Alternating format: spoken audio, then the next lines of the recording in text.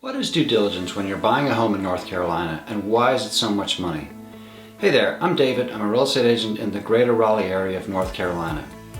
It wasn't that long ago that buyers would offer $50, $100, maybe $500 in due diligence. And now here we are in 2022 and buyers are offering $10,000, $20,000, sometimes $60,000 in due diligence just to get their offer accepted. The reason is primarily because of supply and demand. There are simply more buyers than houses in the greater Raleigh area. In some cases 10 or 20 buyers for every house that comes on the market. So buyers are using the due diligence fee as a way to get their offer accepted. So what's involved? Let's say you found a house you really like and you offer the seller $10,000 in due diligence and you go under contract. What happens to that money, and can you get it back if you don't buy the house?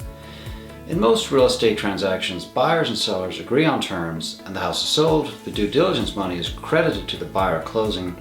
So while you do have to come up with the money up front, it is applied to the sales price. Now what happens to the money if you don't close? Can the buyer lose all that money? Absolutely they can. The check is made out to the seller and delivered when the contract is signed.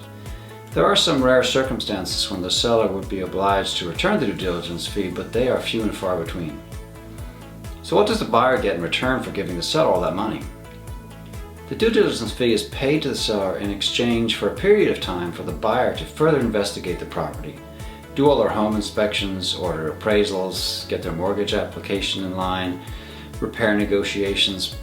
If the buyer decides during this period that they do not want to proceed, they can terminate the contract for any reason, but the seller does keep the due diligence money. This is why it is so important to go into a due diligence situation fully aware of what can happen. Remember, the seller does not have to make any repairs, so the buyer needs to be prepared to buy the house in its current condition or walk away and leave that money behind. I hope this helps to explain the due diligence fee we have here in North Carolina, and please reach out if you have any questions.